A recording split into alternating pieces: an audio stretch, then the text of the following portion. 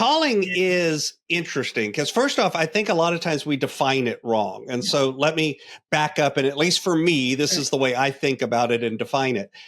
Because a lot of times we use the word calling and what we're thinking about is the thing we get paid to do. And those aren't actually the same thing. They don't actually even come from the same words. Right. So we actually have a word in English. We call it career. And then we have a word and we call it vocation. And we treat those two words like they mean the same thing and they actually don't. Okay. Career comes from the root word for cart. It literally means something that transports you from point A to point B. Our career is what we get paid to do. Right. It's the thing that somebody gives us money to do. Our calling, on the other hand, the real word that we would use is vocation. And if you think about the word vocation, it's the same as vocalization, vocal. Right. It actually comes from the root word vocalis, which means to be called. Right. You know? Right. So here's the first thing. To be called means somebody has to do the calling. So I'm a person of faith. I believe in God, whatever name you want to give it. I attribute it to that, but I don't care what name you want to put on it. It puts down to the idea that you are designed and built to do certain things. There are things that when you do them, it's like this jives, this fits, this belongs. Right. And then there are other things you do that it's not in alignment. It doesn't fit as perfectly. And by the way, there's some things that you have to do just because you're a human being and you have to do them to survive. Right. Okay. So this isn't about everything has to align perfectly all the time. Nobody's life is like that.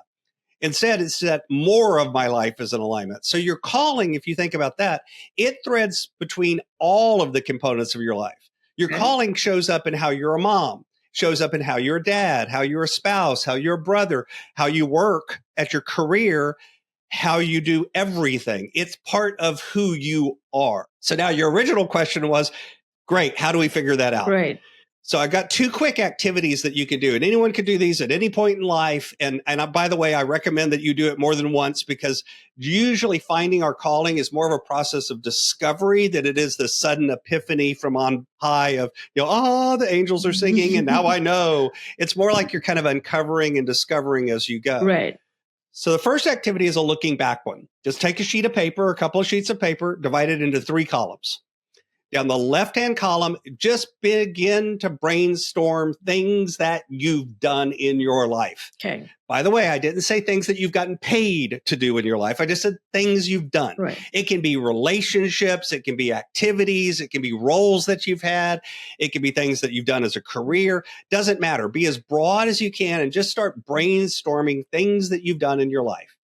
Then in the middle column, next to each of those activities, write down things about that activity that you enjoyed, things about that activity that gave you energy, things about that activity that felt like they came naturally to you. Right. What were the parts of the activity that jazzed you up? And then in the last column, what were things about that activity that took energy away from you, that drained you, that you didn't like as much, that were more out of alignment with kind of when you felt like you belonged? Right.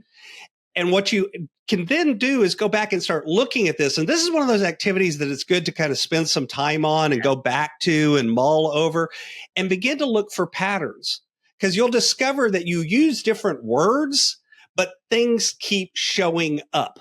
There will be stuff that shows up in the love column over and over and over again. It'll be in different ways. It'll have different language, but the pattern will be there. Right. By the same token, there will be things that show up in the don't love column over and over and over. So this kind of gives you some foundational building blocks to begin to think about, these are parts of my life from what I've already done that I've already discovered are more in alignment with how I'm designed, how I'm built, what I'm supposed to be doing. And these are things that are less in alignment. It's not going to be perfect, but it gives you some building blocks.